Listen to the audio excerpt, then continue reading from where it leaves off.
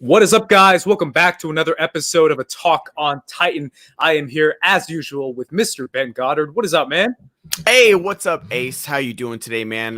No new episode, but I'm super excited to get into our topic today because I went deep with some of these characters and especially with some of these moments of these characters. Yeah, I'm super excited to do this. Obviously, there's so much to get through when we talk about a show like Attack on Titan. There's character moments, there's openings, there's songs. Like, this thing is one of the most dense stories, and dense in a good way, where there's a lot to get through. It's almost like a book. Obviously, it's a manga. But with the show itself just offers so much to talk about that I'm like, we can't just not do an episode this week. We should do an episode. So why not do an episode about our favorite characters and moments? Because I feel like there's so many incredible characters in this show, not just the main core cast that people like or that people know, but other side characters and other characters that I probably prefer over the main cast. Obviously, we're going to get there when it comes to our favorite characters. But either way, man, let's catch up real quick. We obviously don't have an episode this week. Yeah. But we still have 4 episodes of this season so far, which is insane. I can't believe we've already had a month worth of content because I've been waiting for this season 4 for so long, and nothing had really come out. Like, they're like, okay, 2020, okay, end of 2020, okay, possibly December, and then I hadn't heard anything. So I was like, man, is this gonna happen? And then it finally, the release date finally dropped. So I was like, okay, we're in it now. Like, I felt like we're in the end game now. Like, I felt like Doctor Strange over here. And then, that first episode dropped, and it literally drops you into that battle, and you are playing catch up just like Falco is. Like, because he got hit on the head. You're like, what? Who? Time jump? Eldians? Marlians? Middle Easters? What is? And then the fact that just now, at the end of this 4th episode, we are finally officially introduced to our main character after 4 episodes. Because yes, he was there, but you didn't know it was him. And then you kind of knew it was him throughout the next episode. And then at the very end, when his name gets said, it's him. The fact that they put us through these 3 episodes, getting to know the mainlanders, the mainland Eldians, and you are completely riveted and you're learning so much. And outside of that first episode, there's no action. The last 3 episodes have all been talk, all information. And usually, like, that's just wrong for any show just to give you just exposition over and over again. But they've done it so perfectly. How about you? It's really remarkable what they've done with the show, taking us to one character that we know, one that we don't like, Zeke. Shout out to Zeke. At least don't like based off last season. But one that we Zeke cannot be. No. I will stop it. Zeke is unredeemable. Man. You never know. Care. He can hug his mom all he wants. I don't. Or his grandma. Yeah. I don't care. But one character we know, and everyone else is pretty much new, right? Except for maybe Zeke. When it comes to Peak, Galliard, Gabby, Falco, all these kids, and they're all pretty much new characters, and yet we're invested, we're learning, we're getting information, and we're getting another side of the story. We're getting their side of the story. We're getting a lot of like changes between POV between Gabby and Reiner, I feel like, and Falco too. I feel like Falco gets a lot of POV. Sure. When it comes to the perspective of being a child warrior soldier, and then being the remains of what was, which is Reiner, right? His past decisions and all that.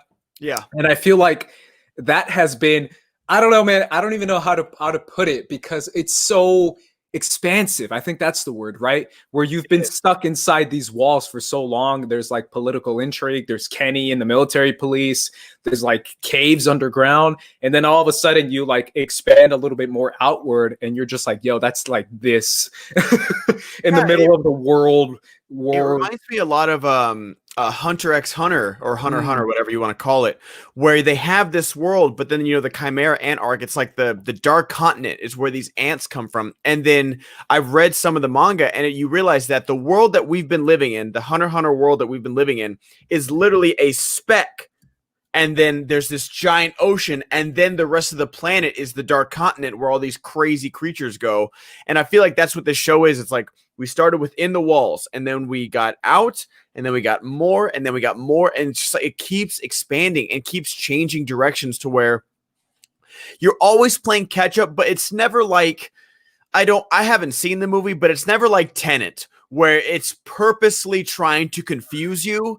Yeah. It's just like it keeps you guessing in the best way. It gives you little morsels here and there, like, hey, there's a hint for this. There's an Easter egg here. Oh, now you're going to get this person's backstory. Oh, Reiner and Bertolt kept talking about their hometown. Well, here's their hometown and what they've been dealing with and why they're doing what they're doing. So it keeps you guessing in the best way possible, like slowly revealing this world to you. But I've never found it frustrating. I've never been like, oh my gosh, like, or like the movie Annihilation, where it's just like, okay, it's like, oh, they want you to fill in the blanks. Yeah, but at a certain point, you got to somewhat tell me. I shouldn't be writing the entire movie in my brain.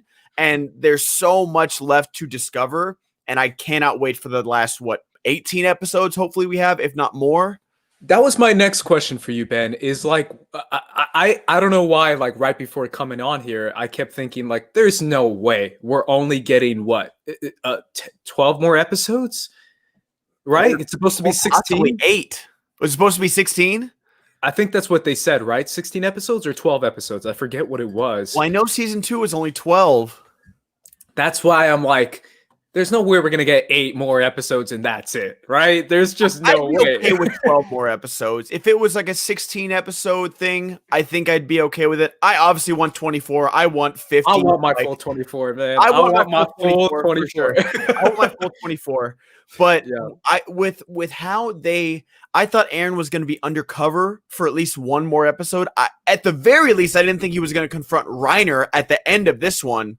So it might just be 16 because, and that's the thing is that, yes, we got the end of the war in the first episode, but all this information is so key and so vital. I've never felt bored. I've never felt it being slow. And now with that cliffhanger, like, what do you think? Like, we talked about it last week.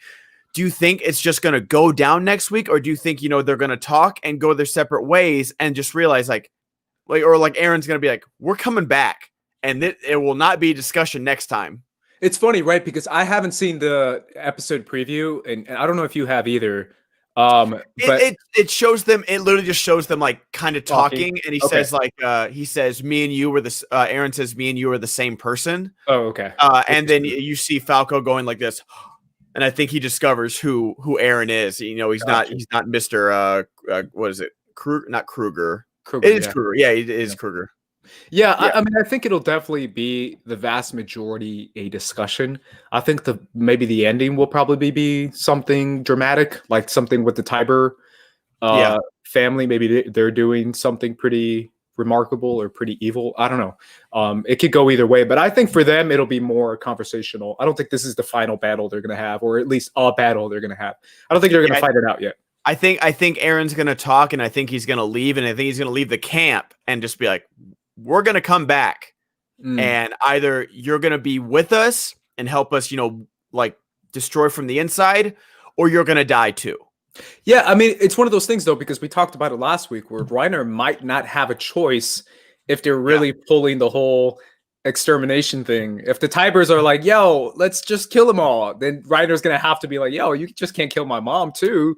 Yeah. And Gabby and everyone I know, like he's going to have to fight alongside Eren if that's going to be the case. I'm so curious, and I'm definitely super excited for next week. I'm like prepping for it, which I've never prepped for any episode as far as like mentally. I just kind of accept it as it is and just enjoy it and anticipate it. But this time I'm like getting ready. I'm like setting up my TV.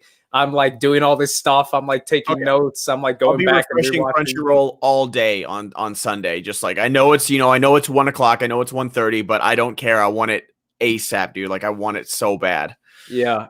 And obviously everyone in the chat right now, we appreciate and enjoy you guys having you on, especially on an episode that's not anything spoilery. Yes. It's literally like, Yes. let's just enjoy it, Attack on Titan, and talk about it. Which leads me to my follow-up, man. I know we briefly talked about it in episode 1, but this goes to you and it goes to everyone in the chat. Give me a quick little, who was the one who, give a shout out to the homie or someone or anyone that brought you into this show. And what is your Attack on Titan story to take away from what is your Star Wars story? What is your Attack on Titan story? And I'll read some people in the chat as well for anyone. Honestly, I think it was like my roommate's good friend who loves Naruto, loves Dragon Ball. And it was on Netflix at the time. He was like, oh, this is a show, Attack on Titan. And I was like, I'll give it a try. And honestly, this was before I even watched really any other animes. So I tried to watch the first episode dubbed, and I was like, this not working. It's just not working for me. So I watched the first episode, and that pilot is one of the best pilot. Like, if you call it a pilot, I don't know. It's a pilot, yeah. First episode is one of the best pilots like ever. And so I was immediately hooked. And I was with that craze, I wanted to go to that Attack on Titan theme park that they built in Japan and stuff like that. Like, I wanted to experience it all. I watched that first season at least 3 or 4 times that year because just like there was just so much happening every single. That first episode is legit just nonstop action, and everything that was going on, I was like, who's the female Titan? Like, Eren's dead? Oh my gosh, this is crazy. Like, just so much was going on. And then just that wait, that 4-year wait for for season 2 was so tough. It was so tough, man. I was like, I kept watching season 1, just waiting and waiting and waiting. But yeah, I loved it from the moment like I saw that first episode. It was just so fun. The first episode was not fun, but the show was so fun with just like the 3DM gear was so cool. All the animation was so gorgeous. I was like, man, this is just everything right now. Yeah, obviously this is an incredible show, and I remember watching it when it came out. I didn't see like on air date. My buddies were telling me about it, and they said like, "Hey, you have to watch this show. It's called Attack on Titan. It's one of the best animes we've seen in a long time." My buddies Josh and Eric, who are still really good friends of mine, so shout out to them. And they still watch Attack on Titan, so it's a lot of fun to talk to them about it. Yeah. But they told me about it. I went in. I watched. I kept up with season 1, and then I had to do the whole wait. Yes. But my thing too was like, while I was doing the wait, I had the opportunity to go like to Comic-Cons and conventions and Anime Expo and all that jazz. And talking Attack on Titan with them was a lot of fun. And then when I did the season 2, I actually went to. So for season 2, I saw season 2 when it premiered. For season 3, I went to the screening they had for the episode 1. I don't know if you remember that, but they did a screening like 2 years ago for episode 1 of season 3. I went to that with my roommate. We both went to go see it, and I was just so excited. I was like, I have to. I've seen this show like a million times. Sure. It's like my favorite show ever. So I have to go see the theater screening of it, which I saw at the NoHo. The Lemleys? Yes. Okay, cool. Yeah. And ever since then, man, I've been hooked. I love this show. Again, as you can see from my analysis of last week's episode, I've seen it so many times that I know images. Yes, that was insane. Yeah, I know exact images that have showed up in past episodes because I love it so much. So it's one of those shows where it really is so enjoyable to talk about as a group and to talk about in person, to watch like, I don't know. I love like watching people's first reaction to it. I think that's a lot of fun. Shout out to YouTube and Attack on Titan reaction videos are to me the most fun stuff you can watch. I love watching people see Eren die. Spoilers. Yeah. I love watching people see Eren die. In fact, I actually did a shout out to the guys from Internet Today, Elliot and Ricky, who are also in the Schmodown or were in the Schmodown. Yeah. Elliot Dewberry. I went to their channel and I did a anime for idiots. I think it's what it was called. Okay. Idiot's Guide to Anime. And I did the Attack on Titan episode for them. Nice. And they were like, all right, if we just need to go and just watch 3 episodes, what 3 episodes should I watch? And I was like 1, 5, and 8. So 1 is the pilot, 5 is where Eren gets eaten, and 8 is when he gets revealed to be the Titan. Okay. So that's what I Yeah, said, good. and then That's good.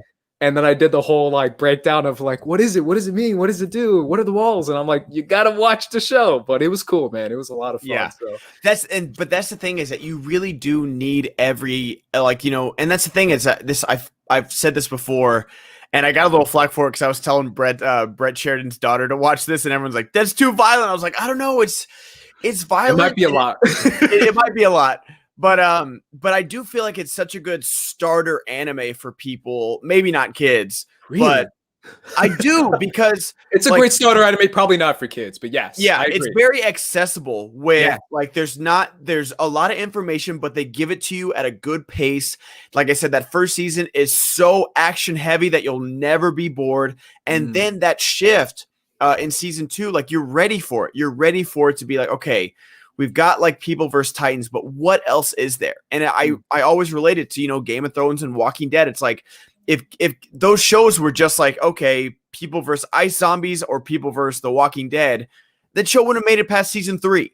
Neither of them would. But you get the political intrigue, you get the people versus people trying to like survive in these apocalypses or like these crazy times, and that's what people are there for, whether they know it or not, is the interpersonal conflict, not just the big, you know, brainless bad that's out there. Yeah, absolutely. And I feel like season 2, I mean, obviously I can go on and on about it because I love season 2. I think it's one of the best seasons of TV I've seen ever. So yeah, there's definitely a lot there. Let me get to some of these comments. Matt Lafferty in the chat says, I started with the manga, but with monthly release and the art style, I came back to it and forgot who certain characters were and got them mixed up. Finally started the anime and I love it. Great, man. That's awesome to hear.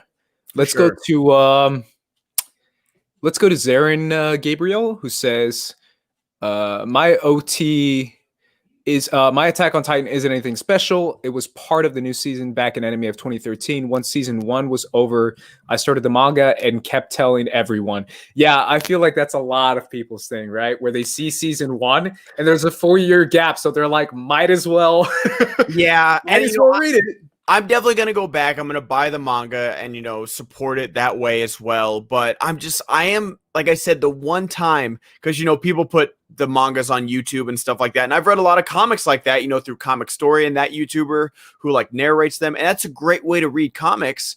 But the one time I read the manga was Levi versus the Beast Titan. And I just like, you know, I always regret it because I didn't get to truly experience that moment in season 3. Because that is...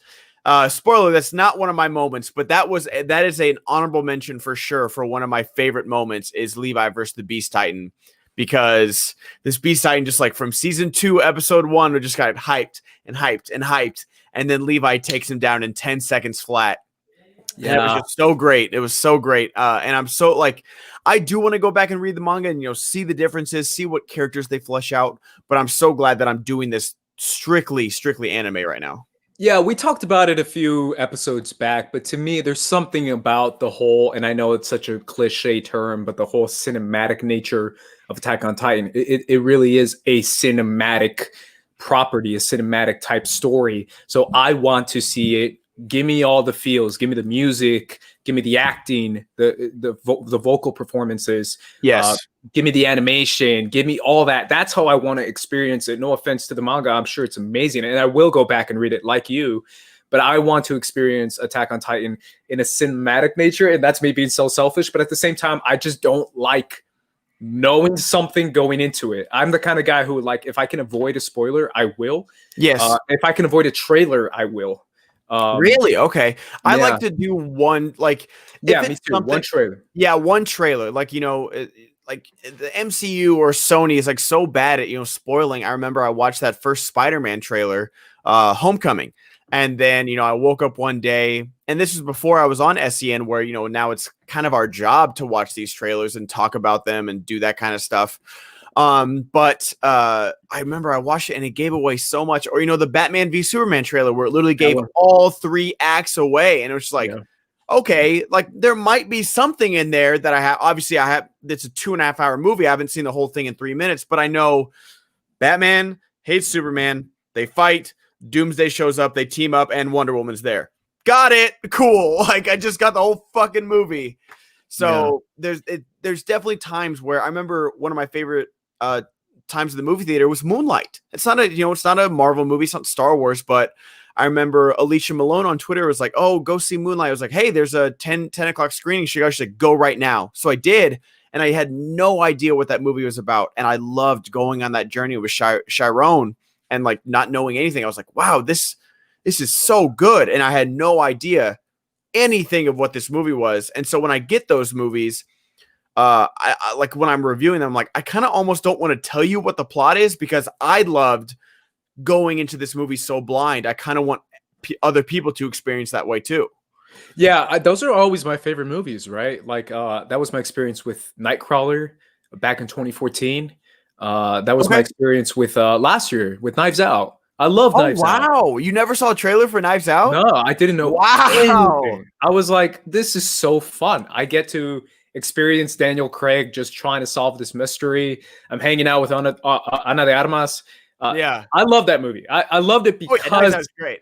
Because I didn't know anything. Like I loved it because I was just experiencing it, and I was just going along for the ride. So that's kind of what my mentality is for Attack on Titan. And obviously, so far so good. Me dodging spoilers like Neo in the Matrix, because it is out there. It's for sure tough, like because I don't get to go to press screenings yet, so I was going every week with my movie pass or my A-list, and I knew I had a solid 20 minutes from the 6 o'clock start time that the movie would actually start. But sometimes you show up a little early. Sometimes there's still 9 trailers left, so I'm like, oh god, I've seen this Mission Impossible Fallout trailer like 8 times already. Like, come on. And especially by the third one, you're like, I don't need a third Mission Impossible trailer, guys. We're gonna see it. Like the fact that they did like the Force Awakens teaser and then the Force Awakens trailer, and that was it. They didn't give away anything, and I was like, that's perfect. You give us the teaser to let us know Star Wars is back. You give us the like what's this movie? Let's introduce these characters actually, and that was it. And it was so great. And it's just like, just do that. I don't know why these Marvel movies need like 3 trailers month after month. I'm like, guys, it's fucking Spider-Man. People are gonna go see Spider-Man. I think the sequel trilogy really did a good job of trailers. I think every single one of those trailers did a really good job of selling you on the movie and then not really spoiling it. I know you love Rise of Skywalker. I do not, but man, those trailers got me hyped for Rise of Skywalker. Great trailer, great movie. Great trailer for sure. I was ready for Rise of Skywalker, and I was like, yeah, you should have seen me in the theater. I was cheering. I know. But let's get to it, man. I feel like we're pretty much into this episode so far. Yes. Anyone who's joining us is joining us. We are here for the ride. Anyone in the chat, we are about to sound off on our top 3 characters and their top 3 moments. Obviously, we're going to get to as many comments as we can, but you guys can let us know what you think of our list, because I think our list is going to be different and weird. I know my list is going to be weird. Sorry, guys. I love it. I'm excluding a lot of people here, and that's because I love some other people instead, but I think that's okay. Do you want to start, or do you want me to start, man? Top 3, we'll start with number 3. Start with number 3. I've got someone that, I thought about so many different people, and I didn't know who to officially pick. But for me, there was really one person for this number 3 spot, just because we got so much of her so fast, and I wanted more, but we just didn't get enough of her in part 2 of season 3. But part 1 of season 3 and a little bit of season 2, we got a lot of her, and that's Historia. Historia Rice. I love everything about Historia Rice. I love that she went from cute little waifu girl that we all loved and Reiner wanted to propose to in season 2 because she like mended his arm, to one of the most badass characters in this show. And I have one of her moments queued up if we want to. I don't know if we're doing video or not. Yeah, I think as long as there's no audio, it should be fine, right? Okay, yeah. I have just everything about her, how she grew, and how Ymir, I feel like Ymir is kind of like the 1A to her, because Ymir helped her grow so much and gave her like this kind of like fuck it advice, because Ymir had been through hell. Ymir had been the leader of a cult, was got turned into a Titan, ate somebody by happenstance, and then got this second chance at life. And so Ymir had been through so many ups and downs. It was like, no one's going to do anything for you. You have to do it yourself. And I really, really do love that. And let me cue up the exact moment. No worries. Okay. Yeah, I think this is such a great pick, man, because obviously I'm ready. Historia is one of those characters that a lot of people don't pay attention to unless you're really deep into the anime. So this is a surprising choice, man, for sure. I just want to play 2 seconds of the song because this song is so good. Do it. Yeah. Yeah. Okay. I'll mute it now. But just like how this moment, yes, she's being told that like she needs to turn into the founding Titan, eat Eren, and restore humanity. And she hears Ymir's words in her head, and then she fucking flips her father. Yeah. Breaks his back. And then my other favorite moment is just right here where she literally pops Eren. Eren's still being his little baby self, and she pops him in the head. It's like, shut up. Shut up, crybaby. I'm trying to do something here, and I'm not going to let you mess it up. And I love it. She says she hates humanity. It doesn't matter. She is doing this for herself. And I love it. This was one of my this is the best moment of part 1, season 3. And I'm a fan of, Kenny versus Levi, all these things. Yeah. I love Historia. I think she was such a cool addition. Her backstory was amazing. I loved everything about her arc in season 3. That's a great choice, man. And obviously a great moment. I think that's definitely like a theater moment, like a theater cheering moment. Yes. Where the theater is this is where you're supposed to cheer. And I think it's so well done. Obviously the songs and the music they choose are so fun, man. I love it. It's so extra, and I'm all for it. Oh yeah, because she also has that crazy at the end of season 2, the season 2 finale. When Historia's like, I'm gonna fight, and then the song goes, get back, yeah. You know what I'm talking about? Yes, that's Historia's moment too. That's her other moment. And other moments, I had where she like strikes the killing blow on the the Rod Rice Titan, or honestly just her punching Levi is one of my favorite moments because it makes Levi laugh, and Levi never laughs, and just like it's this one moment of happiness because they know they have to go retake the wall, but this is like kind of their first victory that they cleared out the corrupt government. They have a plan to take back the wall, and there's like this tiny ray of light at the end of this dark tunnel, and I love that moment where it's like, you're queen, you can go punch Levi and he can't do anything. Yeah, obviously Historia has so many amazing moments, and she's a very interesting character because obviously she's going to come into play, I believe, this season. She has to. She for sure has to. Yeah, so that's definitely one of them for sure. I also love the moment where she's walking in the room when they announce the plan to protect themselves against Rod Rice. I don't know if you remember this, but the animation. Oh, she's strutting. She, like, you see her like walk in a room, like literally strutting into the room. Oh, dude, she had her ODM gear on. She was not taking no for an answer, man. Like she had her strut on. She got her swagger back right there. Like it was awesome. I know exactly what you're talking about. Yeah, that moment, obviously the moment when she, like you said, delivers a striking blow, and she announces basically to the people who are watching her, she says, basically like, I'm your queen now. I just saved your ass. Which is another badass moment for her because she's always been kind of, letting others step over her, being too considerate. And she's got one of the best character arcs in the show for sure. For sure. I love it. Cool. Let me do mine. And I'm kind of excited to do mine because I'm pulling her up right now. I don't know how to do this in a different way. So this is going to be my first time screen sharing. So bear with me, guys. So my Attack on Titan number 3 character is someone who is absolutely insane. And with I think I gave it away. Let's see if the screen share works. If not, I'll have you do it. Oh, that's all good. So let's see if I can click away. Do you click away first? Do you stay on the video? What do you do? Oh, so you just I have an image pulled up. Okay, so click share screen at the bottom. Yeah. And then click what you want to share. Oh, so it'll show me. Yeah.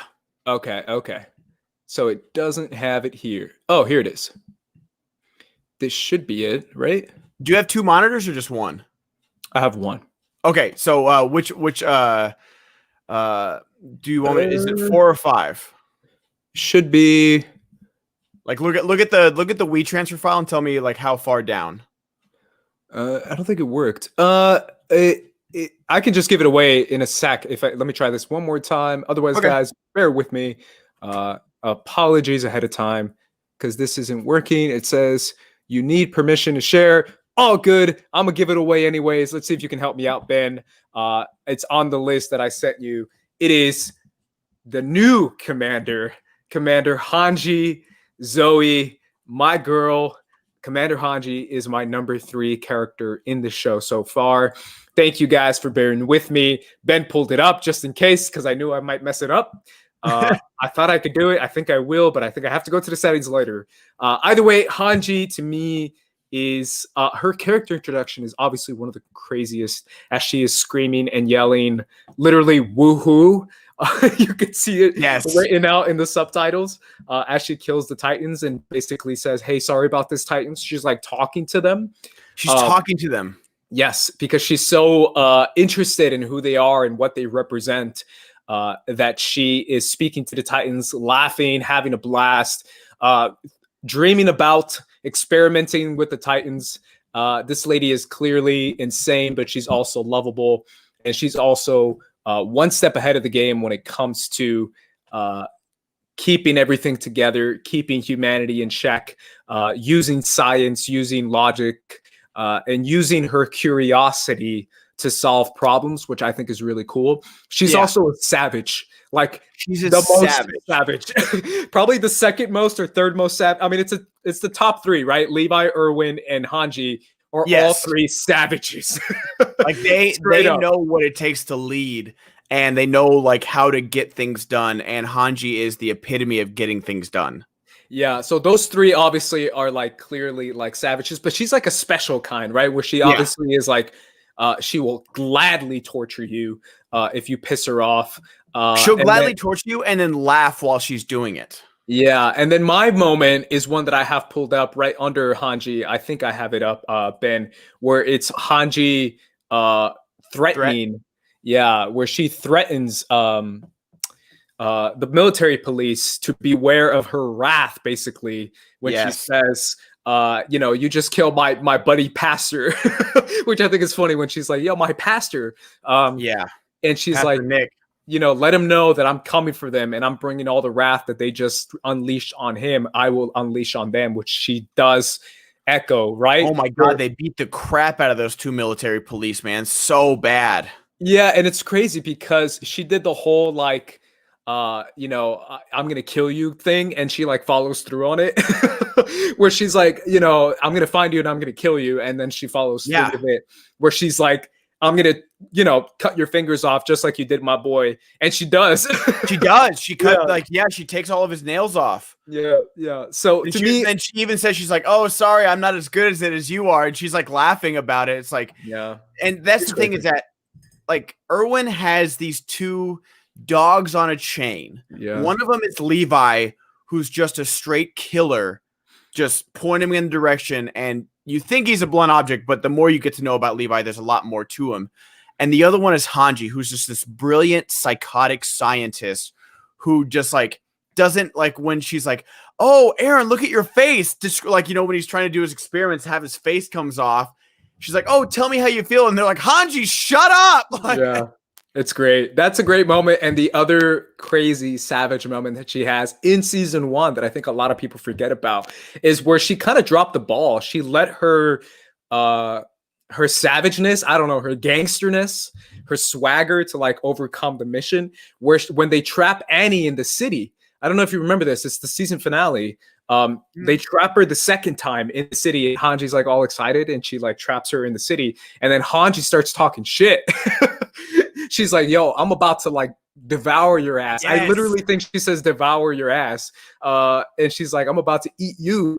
There's no Titans you can call to back up Yeah, here. Like she was exactly. just like in her face, just like She was like talking shit. She's like, I'm about to wreck shop. I'm about to Yeah. wreck you. You ain't shit. And I was like, yo, Hanji, calm down. You're about to mess this up. And that's what got Annie riled up. And Yeah. eventually she escaped. But that moment to me is still like a pure Hanji gangster moment. And to be honest, Ben, because I actually thought about this for a while because I was like, there's no way Erwin is going to last forever. So Yeah. he has to pick a number 2. He has to pick a next commander. And in season 3, part 1, when he says, Hanji, I think it's episode 2 or 3, he's like, Hanji, you're in command after me. You're the next commander. And she's like, what? You know, we need you. And he's like, nope, you're the next one after me because I can die.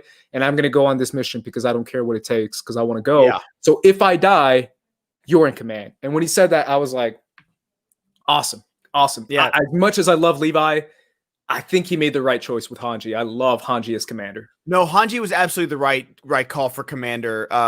Like in so many ways because she's a genius. Because like she does have that thing you need where you have to send your people to die, and Hanji has that kind of like switch in her brain that she can turn off and be like, no, we have to go do this. Like, you know, like Erwin sent his troops in to rescue Eren, and you know, like half the Survey Corps died at the season finale of season 2.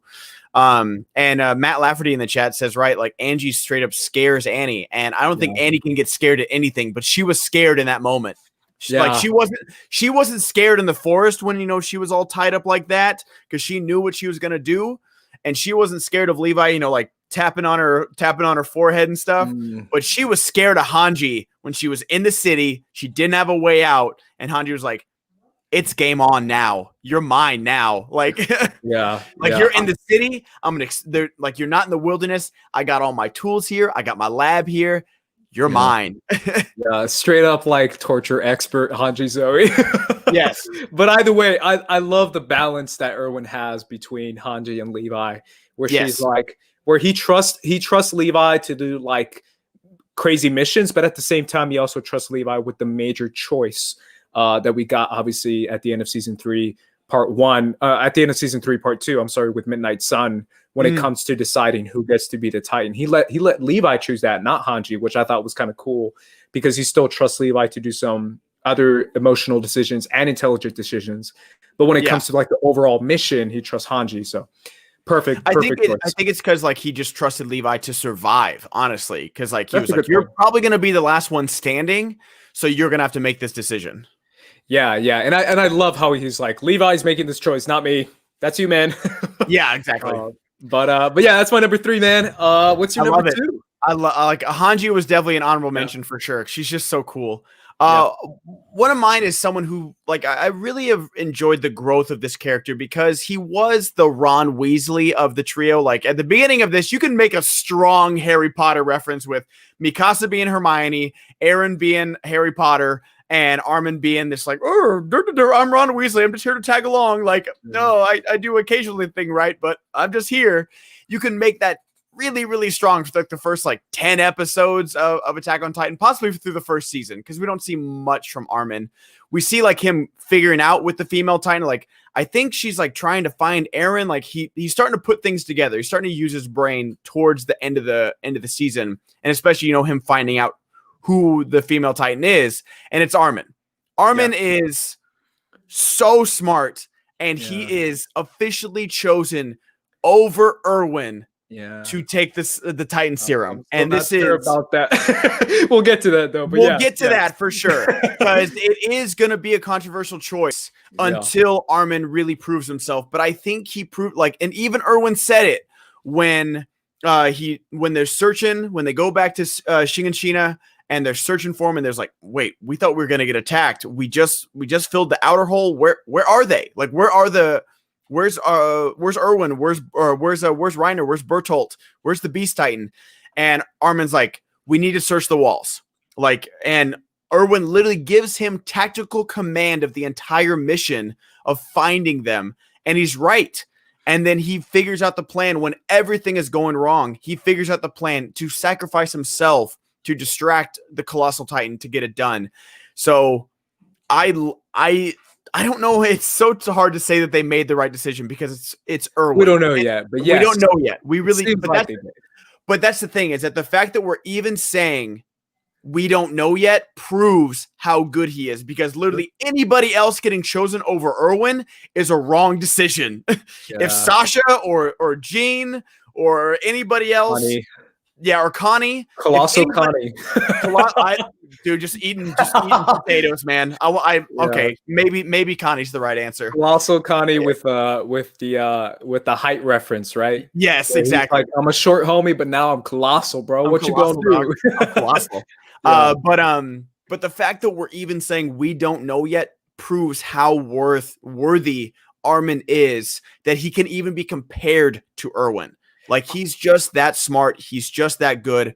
And the moment I have is let me. There's a lot, right? Armin there's so many where you see him flex his knowledge, but this one was really special to me because it showed the different different types that he has, where this was his kind of first thinking on his feet moment, where the Colossal and Armor Titan are running away with Eren. They can't break Reiner's defenses, and he has this thought, and how he says this too.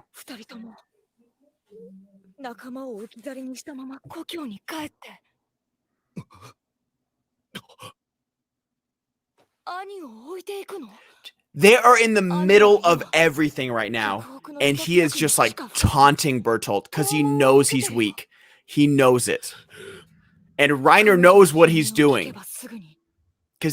And he doesn't know that they were raised together and grew up together and fought together for all these years, but he knows he can get this weakness.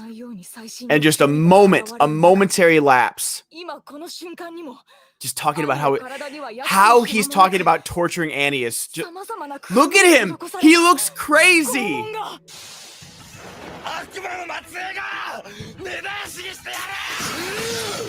Boom.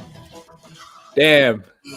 Bertolt just you done messed up, Aaron. Yeah. And it's just he's just so smart in that moment. And that one really shows just him thinking on his feet, because like literally they're surrounded by Titans and people. This was after the charge. This was like after everyone is dying. And there's like this one last stand of trying to rescue Eren from these two. And he just like they're leaving Annie behind. Let me just taunt him. And it works. And it's so good. It like that is 1A to the reveal of the Armored and Colossal Titan for season 2 for me. Just that one moment of just like this quiet where he's like, you're leaving Annie? She's being tortured every day. We're not letting her rest. It's like, oh my God, Armin, holy crap. Yeah. Armin is definitely such an interesting character. Probably the most interesting character, because I can't lie to you. It's funny because I just mentioned watching reaction videos to Attack on Titan, and I can't lie about my own reaction, but most people's own reaction when they first meet Armin is, oh man, like you said, Ron, you're like, this guy, get out of here, bro. Yeah. Like, you suck. Like the first 5 episodes, he does nothing but cry, complain, get Eren killed. Like, he gets Eren killed. He starts crying to Mikasa about it. He only like steps up his game, I believe, like once Eren is revealed to be a Titan. That's when he's like, let's do this, let's do that. Yeah. But it took a good 8 episodes. It's tough, man. Before you're like, damn, I kind of don't like this kid. Wake up, man. This is like the real world. Exactly. Like you feel like it's almost like, that Uppa moment from Saving Private Ryan, where you just want to shake him and be like, dude, this is war. You have to wake up now. Yeah. Like, you chose this. Get in there. Yeah, because he freezes obviously when Eren gets killed by Santa Claus Titan, or God Titan, whatever you want to call him. Santa Claus Titan's better. But either way, he freezes up. Eren saves him, and then once you think that Armin might have a chance to save him, obviously Eren gets eaten. That's Armin, and I was just like, "Yo, you're giving the Colossal Titan to this guy?" No, I'm playing. But at the same time, you're right. He does redeem himself at the end of season 1. He reveals with Annie. Season 2, he does this moment. He does a lot. He does a Boulder moment too. He gives that idea to Pixies. I think that was a great thing. I love the Midnight Sun episode because they do the whole Armin did this, and he's like, yeah, well, Erwin did that, bro, and he's like, well, Armin Yes. did this, bro. Oh yeah, well, Armin's younger, well, Eren's older, and it's just like this battle of like who is the best, smartest person there. But there gives a lot of credit to Armin because he is a very compelling character for sure. He is, and I'm really, really excited to see like what they do with him in this last season, because there has to be, just like by the rules of like how plot structure works, there has to be this moment where Armin saves the day or turns the tide or something and says like, this is why you chose me. And he's got the Colossal Titan, he's got the God of Death that with him, so he's gonna do something with that. Yeah, and I'm really excited to see him, because I mean he was coping with killing his first human in season 3. When he saved Jean on the cart, when he shot his first shot the military police. But I think he's turned that corner where he's like, this is the world we're living in. It's no longer us versus Titans. Titans are people, and these people are coming to kill us. Yeah, it's so interesting. I'm so curious to see how Armin is now. He might be a savage. He might be like Hanji level. I think they all he doesn't give a crap. They probably all are, but still, like Armin is that one special one where even Jean was like, oh, I don't know if I can kill this guy, but Armin was like, F you, bro, and he popped his head, or popped her head. I think it was a girl. It was a girl. And that was always a thing where it's like, this is the kind of guy who can go like one direction and just fall down and become like pure psychotic. Like Armin is that kind of guy, but it's the same like Hanji, right? Hanji is very much that psychotic nature as well. But that's a great choice, man. I love Armin, and he's definitely, up there in my list as far as like my top 10. I have a lot of people in my list. Oh yeah, there's so many. There's so many. Going to my number 2. My number 2 is going to be one that I'm excited to get into, because it's the one that we're getting now, Ben. And I'm sorry that I have to keep going to you for pictures, but I appreciate you, man. Yeah, I got you. You obviously know StreamYard more than I do. That is my boy, the main character of the show, Reiner Braun. That is my next character. He is my number 2 Attack on Titan character, and this has been a long time coming, bro. I'm telling you, because he's always been like, season 1, he's like top 5 for me, right? Top 6, where it's like he's the cool guy who like breaks out of Annie's hand, and he's like super buff and crazy and really reliable guy or whatever. And then in season 2, he's the guy who like saves Connie, and he saves Ymir, and he picks up the Titan and throws it over the ledge. Like, that's Reiner, right? For me. So in my eyes, I'm like, this guy's a badass. He's cool. And then obviously we get the reveal, but I didn't take that reveal the same way I took Annie's reveal, where I was just like, yeah, screw you, Annie. I was like, oh, that's weird. Why would this guy do it? Annie always seemed disconnected. She always seemed like maybe she would be evil. Reiner doesn't seem like a pure evil kind of guy. So I didn't really jump off board the Reiner train in season 2 like most people did when they found out he was the Armored Titan. I was just more curious as far as what he was. And then obviously we got season 3, we got more and more of his character. And now in season 4, dude, this guy hit my top 2. He is literally my number 2 favorite Attack on Titan character. I love Reiner so much. I think he has so many layers to him. It's kind of remarkable, especially after watching episode 3 of season 4 that we just saw 2 weeks ago. Yeah. With his whole backstory, I was like, dude, you're making Reiner even cooler than he already is, because he is a very compelling character. So that is my number 2. And obviously for his moments, there's only one Reiner moment that tops like every moment ever. And it's the Reiner warrior moment where he reveals himself to be the Armored Titan. He does his amazing speech. He lapses, right? Where he like mentally lapses and he relaxes and he's like, hey, Eren, by the way, I'm the Armored Titan. This is the Colossal Titan. And he does it so casually, to the point that it's just almost like perfect. I think it's perfect the way he just does it. So like, hey man, by the way, I'm the Armored Titan, this is Colossal Titan. You want to go? You want to just leave? And the way he takes it back, and then he walks into his warrior mentality as far as like, I'm here, I'm going to take him now. And he does his whole as a warrior speech, Shinshoste, when he says that. Literally one of my favorite anime characters, period. And he hit my top 2, man. I didn't think it would happen. He was always in my top 5, cracking my top 3. Now he's in my top 2. See, he would have been in my top 10 before this season. But now I think he definitely is in my top 5 and this is another character that I'm super excited to see what happens to him. Yeah. Like what choices he's going to make, especially like, let alone this next, we say the whole season, this next episode, what choices he makes. Because we see the life he's lived. We see the struggles that he's gone through. And even in that small preview of next episode where like Eren says, me and you are the same person. They really are. They're two sides of the same coin. And we've learned that over these last 3 episodes. But yeah, just like, because you always thought that, okay, Annie's like this cold, calculated killer. Reiner and Bertolt never seemed like that. But the fact that they did all these things and then pretended like they were friends with everybody and, joked around and talked about going to their hometown. Like Annie never did any of that. Annie was always disconnected, always by herself. Just, was just going through the motions to get to the inner circle to find the Founding Titan. And so you wonder, like even as I didn't like Reiner, I was like, how could they have done this? Like, how could they have, what's more like with Annie, you could see it. Annie volunteered for this and trained her whole life to be a warrior. Reiner is doing this for his family, for redemption. And he like, they're even saying like, Bertolt even says like, I don't want to, but all of you have to die. That's just the way it is. And I feel like that's their mentality for this. And I cannot wait for this next episode to see what they do with Reiner and what decisions these characters make.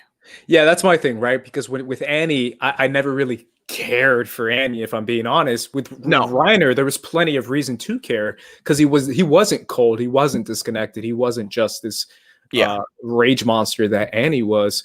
And it's definitely one of those things where when he did that reveal, you're like, what is the reason? You pulled a Cardi B. What was the reason?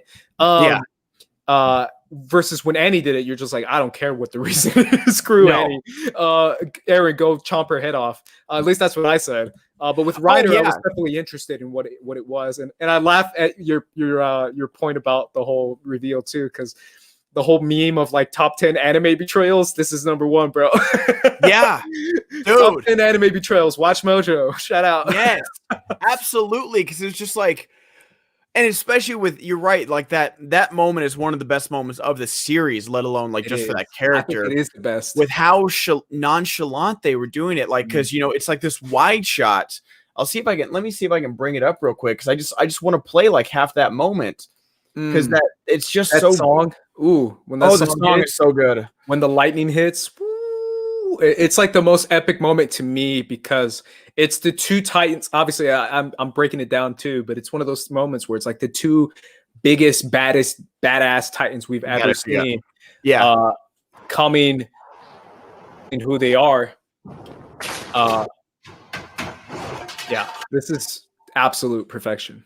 It's just so good, and it's just like you're not like they're ready, and they're like.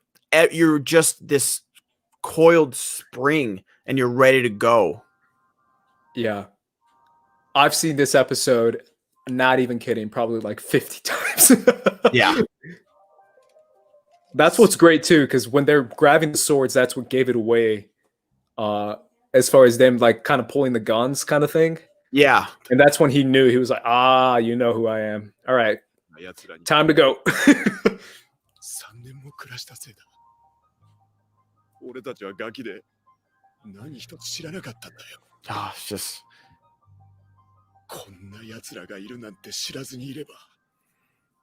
and Bertolt still hasn't had his moment, so he's just following.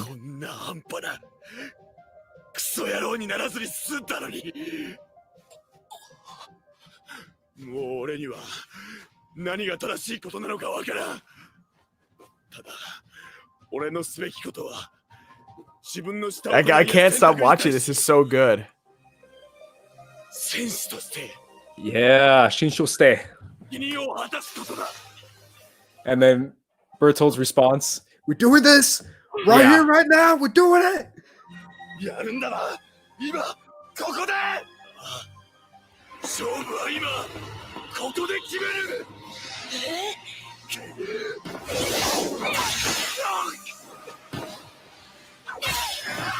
God, Mikasa's so badass, though. Badass, but still, Reiner gets away. Like, that's crazy. Look, he just gets up and boom. Like that to me is even more incredible than like Annie doing Mikasa doing what she did. But this moment to me is like,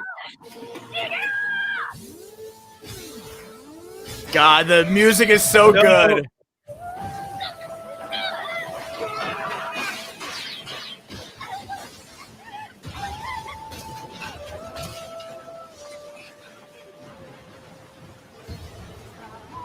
yeah. So good, so good. And when he dude, the whole thing is just pure perfection. And obviously, that song is one of the best Attack on Titan songs. It probably is the best Attack on Titan song. I think it's called "You See, Big Girl." It's absolutely incredible. I imagine that, Ben, bear with me here, and I know we're going to slightly off topic, but we're about to do our number ones. Seeing that in live action, can you imagine that? Like, dude, I went down to see that. I do, but man, I went down a rabbit hole last night, looking for different moments and everything, and I came across the live action Attack on Titan movie that came out in 2015. It's rough. It's pretty rough. Yeah. I'd like to see them try it, but I just sometimes there's this anime is such a medium for these like high emotions that translates so well without it being campy. Like with just animation overall, you get that sense of disbelief, like that you push the boundaries a little further to where like, yeah, I accept these things are happening. And so I don't know if it would translate that well, with these guys getting, like sliced in the neck, but still surviving. And then like morphing into Titans. Like I'm curious to see someone try it. I am curious to see someone try it, but I'm not in any rush, especially I just finished Death Note. Yeah. I just finished Death Note. And then I saw a little bit of the live action. I'm like, yeah. I'm good. Yeah. What'd you think of Death Note, man? The first act of Death Note is perfection. The first like arc of Death Note is legitimately perfection. The second, I can take or leave. You don't like Misa? What's her name? Misa? Is that her name? I like Misa. I didn't like Nier. Hell? Oh, you're talking about season 2. Okay. Is it season 2? I didn't like. It's just one thing on Netflix. It's just 39 episodes. Yeah, season 2. As soon as I don't know if I'm supposed to. As soon as L leaves the picture, I guess that's my non-spoiler way. That's the season finale of season 1. Okay. And then season 2 episodes. Yeah. So the second arc, past L, correct. It's not good. Season 1. That's what season 1 is. Season 1 is perfect. You're totally spot on. Season 1 is perfect. Season 2 is okay. The finale is great. Light is legitimately like a symphony because it's so good. The finale is great though. I like the finale. Season 2 is okay, but that finale is just it does land. It does land the ship for sure. I feel like I can kind of relate it to The Office. Where like The Office season 9 without Michael Scott, not great, but the finale is really good. Yeah, you miss L quite a bit in season 2. I guess that's what you do. You really do. Where you're just like, I'm hanging out with Light a lot. I don't really care about Nier. Yeah, L is way better. But yeah, anyway, back to Attack on Titan. It's supposed to happen with the director of It, Andres Muschietti. Oh, really? Okay. To direct it. That's been in the works since 2015. I know because I've been following Attack on Titan news since like it premiered, so I've been keeping up with everything, and that's been since 2015. This has been I'll announced. Watch it. Like so, I won't say I won't watch it. I'm just gonna be cautiously curious, not optimistic, because just anime adaptations have just never gone well. They're like it's like video game adaptations. Like until a good one comes out, I'm gonna doubt them. It's just too much. Like, think about it, man. Look what we have so far in 4 seasons. We're barely scratching the surface. Look how much world building you can do in anime. I don't know if you can do that in a 2-hour Hollywood movie. Like, and that's a lot. And that's what we're seeing, even with, Mandalorian and with, WandaVision coming out. I feel like TV is that medium where a director, Jon Favreau, would rather make an 8-hour, or 6-hour movie, or Stranger Things. They always call them movies. They'd rather make these 12 hours, 6-hour, 8-hour movies rather than like cram it into 2 hours. Because you saw, whether you like Rise of Skywalker or not, it felt a little rushed. It felt like, they're really jumping around trying to close this loop here. Like, okay, we got one movie to do this. Okay, let's do it. And it's so I'll see it again, but give me season 4, let me land this ship perfectly and watch it 20 times, and then you can give me news about a live action movie.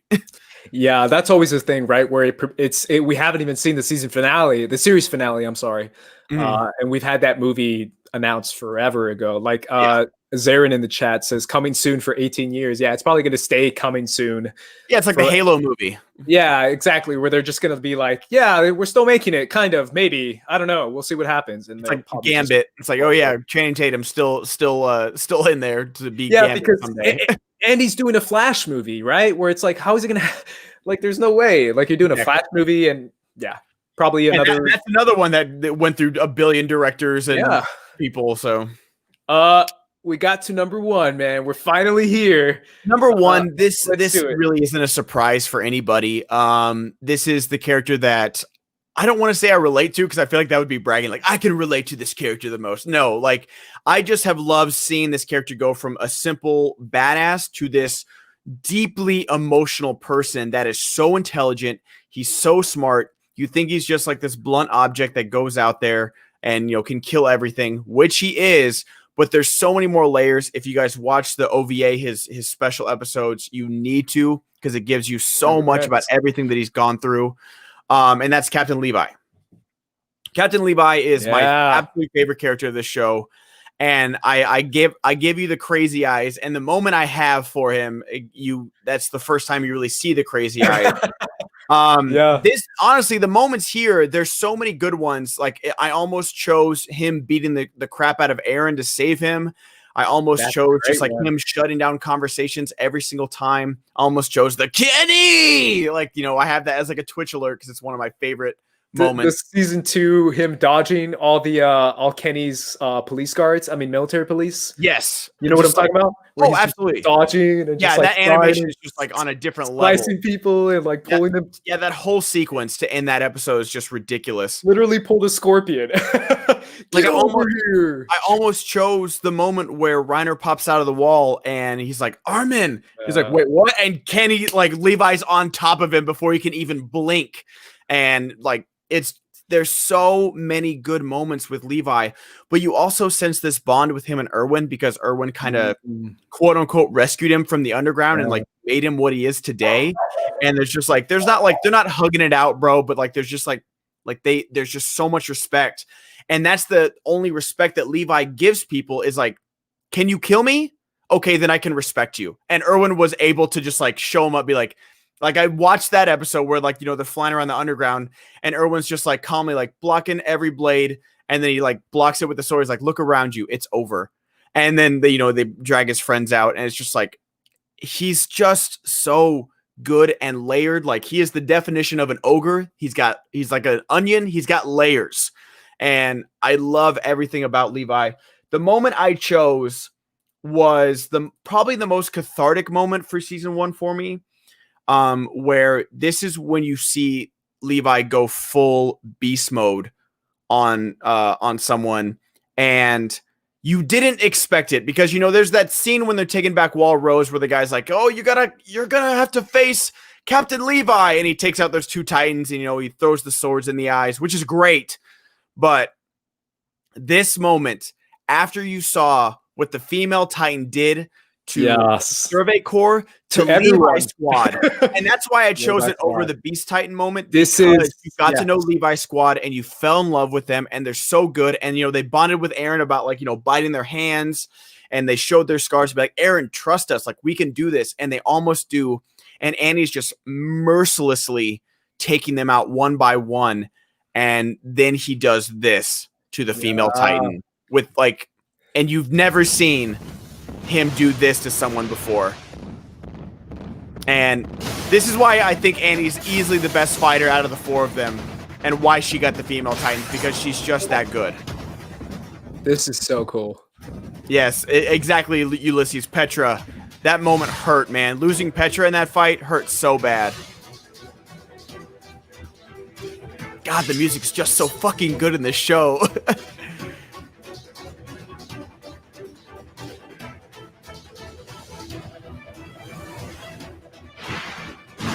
Look at his eyes. Watch his eyes.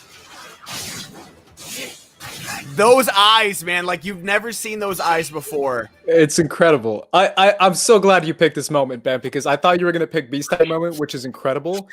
But when he does this, it's oh my god, it's so crazy. And that's it's the like thing a is Super Saiyan Goku moment. It really is. You feel his rage after seeing his entire squad get taken out. Because there's a moment before this where he looks at like his dead squad mates and he just like there's like this shot right here. Face. Oh, it's crazy how he did everything Levi squad did. Yes, faster and by himself. That's such a great moment, man. And this is like, and that's the thing, like you see the difference between these two with Mikasa, because Mikasa's been the ultimate badass up until this moment. Yeah, like this damn ankle sprain. Yeah. Yeah, this whole moment is just incredible. Yeah. But I love this too, where he's like, he's safe, but he's filthy, like because he hates mess. Yeah.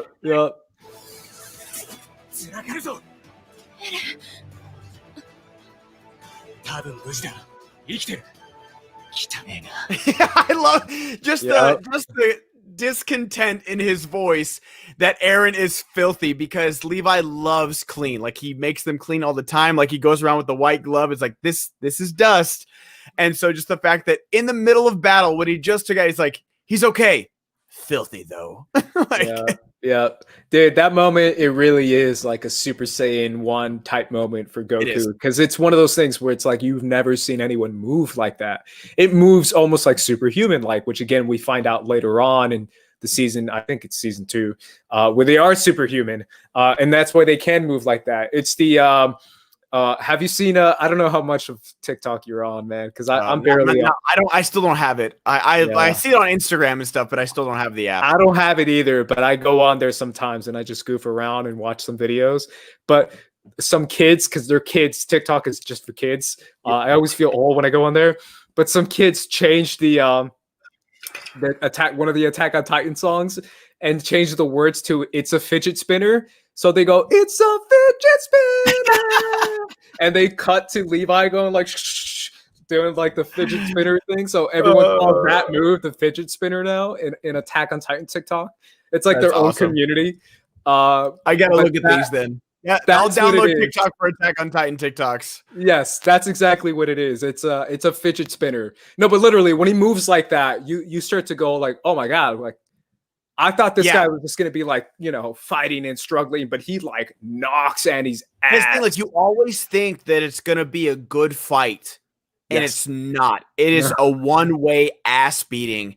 And especially like I almost like Beast Titan is 1A for me just because when he's like, where's all the fun you were having? You were having so much fun. Yeah, and he's just taunting. Like he knows he's going to win this fight. And he's just like, let's see it. Like, and then when he sticks the sword in his mouth and he's like, so you still having fun? And he sticks it through. He's like, answer me when I'm talking to you. And it's like, oh my god, it's so good. Yeah, it's so badass. It literally is the badass moment of the show.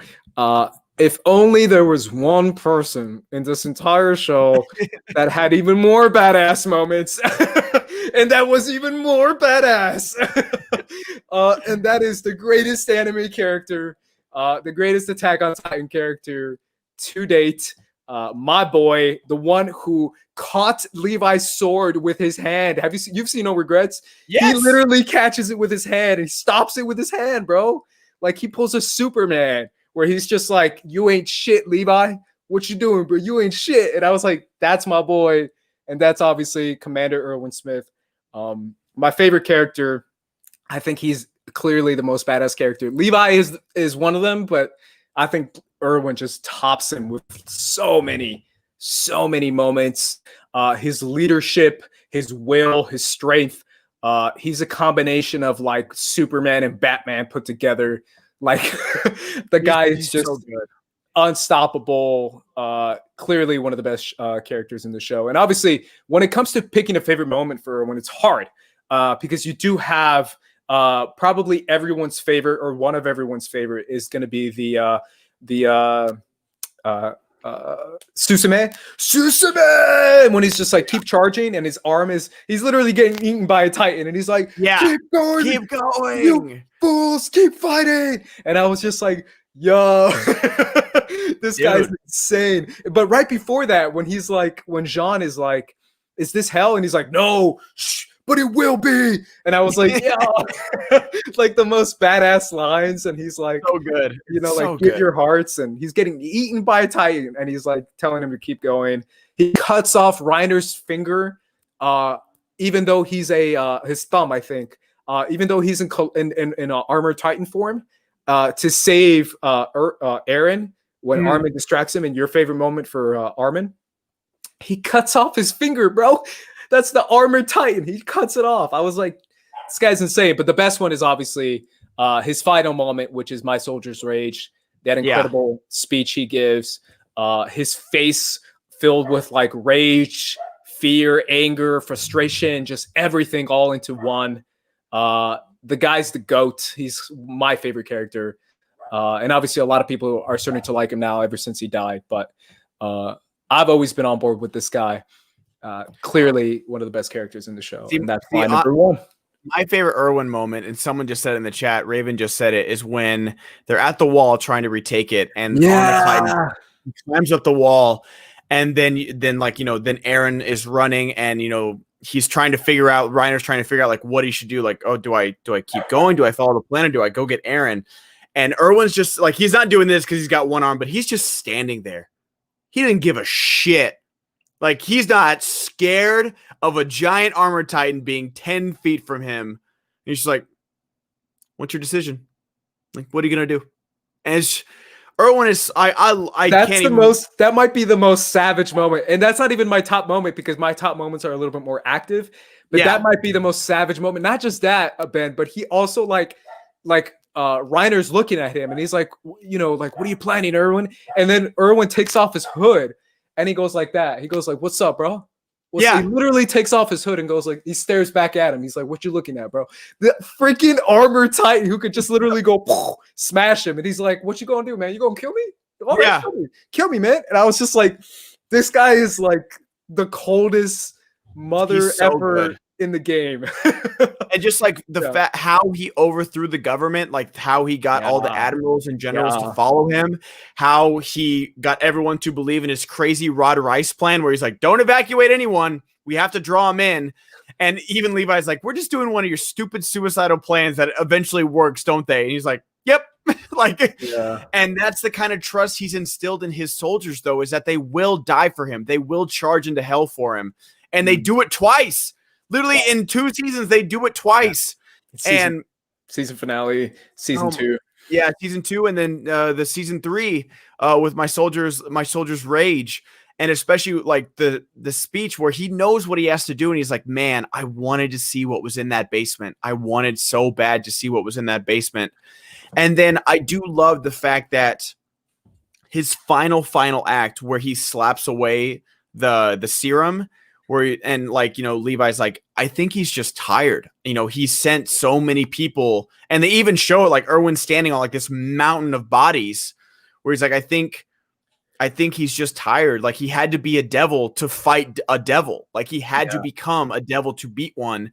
And it's very true. It's very true. And I do love that moment. We're going to see if they made the right decision or not. I just keep imagining Erwin with the Colossal. No, trust me. I know. What? I am there. I am there for sure. I get you. But I still think you're right. Yeah. I think love Levi, that moment. Yes, with him slapping away, because I do feel like there is something to be said. There's a combination of like, there's a lot of psychology there. There's a lot of philosophy there when it comes to generational change, when it comes to knowledge, when it comes to the receiving of knowledge, when it comes to the passing of the mantle. It's a very important thing. In actual humanity, in actual human life. So I kind of like that Levi did make that decision, and that Erwin kind of helped him make that decision. Yeah. Even if it was unconsciously slapping it away, I still feel like there was something there when it was like, you know what, he was already passing the mantle down to Armin in that same scene, right before when he was telling him, you have command. Yeah. So I definitely feel like that is a a great way to say, this is I'm doing my part so you can do your part. So let me die so you can live, I guess is what it is. Yeah. So that's what makes him the GOAT, bro. That's what makes him the best character. He really is. He really is like such a great character, and I do love him. I knew you were gonna choose him. That's why I didn't choose him. I was like, I knew I had two of yours. I was like, I knew you were gonna choose Levi, so I was like, bro, I love Levi, but I gotta pick Hanji. No, it's so good, and like that's why they do make a great team, and that's why he gave him the serum, and that's why Levi. And you saw, like the next episode, what's the guy with the poof? Like the one rookie that survives. It's not Marco. What's his name? Like he's got oh man, what's his name? Like he's literally in your Erwin Rage picture. Here, bring up your Erwin Rage picture, and I'll show you. I know. This guy survives, and he's the only one that survives. Yes. And he's like, it should have been Captain Erwin. It should have been Commander Erwin. Like it should have been this. And Levi doesn't even say like, dude, like you're wrong. Like, because Levi can't explain why he made the decision he made, because it's just a connection between them. He knew he made the right decision. Yeah. And the points he makes are so spot on too, where he's like, I love that. Dude, that episode is incredible. But I love the scene where Eren is like, I'm telling you, Armin did this, Armin did that. And he's like, oh yeah? Right over that damn wall. Yeah. There was a giant monkey throwing rocks. And we were and that's the crazy thing is that they don't know what's going on. Like they have no idea what the cavalry went through. Flock. Yeah, that's right. Thank you. Thank you, Elite. Yeah, like just that episode is so good because they both have gone through hell in so many different ways. Like the soldiers that charged in the cavalry had no idea the Colossal Titan went off. They don't know what happened. They don't know what Armin like sacrificed for it. It's like it's such a complex moment, and that's what makes this show so good. Is because you can make arguments for both and who went through worse and who made the bigger sacrifice when they both did. And it's because like both of their sacrifices equaled in victory. If one of them doesn't do it, they lose terribly. Yeah. Obviously, I'm happy that we got through this, man. I'm happy that our top three are different. We never overlapped, which is really cool, even though we didn't like tell each other what our list was beforehand. We did it. No. Give us some quick shout outs, like a 1-word shout out to some of your favorites that didn't make the list. Gene is or Jean. Right, I call him John. John or Gene is the same. John or Gene, whatever, French. He's starting to learn, and I feel like there's that moment where he points the sword at the military police, and he's like, "Don't move." And then as soon as like he's like, "Okay, this is what we have to do," then we're gonna do it. And the fact that he's made it for a reason. He helped defeat Reiner, and well, like obviously there's Mikasa. Like, I mean, we can't forget her. Like, I mean, she's 1A to all of these. I just didn't. She's just stayed very much the same for me. Yeah. Because she's just always been that strong. She's always been that ready. She's never really needed help. I'm excited to see what they do with her character in this last season. But Mikasa, like I had so many moments with Mikasa. Like how do you choose a Mikasa moment? I think it would have been her killing her parents' murderers, like when Eren was getting choked, because like that was like her becoming who she is, her strong moment, her Ackerman moment. But what about you? You definitely took one of mine with Jean. I think he's out of the small unit crew. I no shade towards them. I think he's the best. No offense to Sasha and Connie, because those are the only two left. Sasha, Connie, Historia. I love Amir, man. I think Amir is a great character. I feel bad for Amir. So shout out to Amir. So that would probably be my other one is Amir. But definitely Jean. I would put Jean above all those, to be honest, because I think Jean is, like you said, he's the kind of guy who's like, he's not the leader, but he's a leader. He's one of the guys who's like delegating. He's like, hey, Armin, you need help? All right, I got you, man. Hey, you need me to do that? I got you, man. Like he's that kind of guy to be the one in between, passing the baton and, second lap in the relay of a race or something like that. Who was the guy that died in season 2 from the Beast Titan? Like was on the house. Oh, Mike. Man, he deserved better, dude. That dude was a low-key badass. He is a badass. Yeah. He was a badass, and he deserved better. He just ran to the Beast Titan and didn't expect him to get a horse chucked at him. Yeah. But yeah, that was tough. That guy, Petra. Shout out to Petra. Gone too soon. Yeah. All of Levi's squad gone too soon. Pixies is a great character. I love that guy. Who's guy that makes the butt chug for the torture device? Oh, Zachary. Yes, that guy's him and He's crazy. He's legitimately crazy. Like that guy, low key. Like even Irwin says it, where he's like, "I'm keeping him in check for now, and eventually, who knows what'll happen to him." Yeah, Historia might be like, "Hey, you're gonna, not be in command anymore." But so far, he's still in command of the overall military. But yeah. Either way, guys, we have been here for almost an hour and a half. Thank you. So, Rico, Classy Eustace says Rico. Shout out to Rico, man. She's there for moments, but she's great. Yeah. Thank you, everyone in the chat, for listening. Thank you for enjoying our rants and our rewatches and our clip scenes and everything clipped out. Ben Goddard, where can everyone find you, man? Finding getting stuff out of my teeth, that's for sure. Twitch.tv/the Ben Goddard, everything at the Ben Goddard, guys. Patreon, Twitter, Instagram, all that good stuff. Go check it out. Doing stuff on YouTube too. Go check it all out, guys.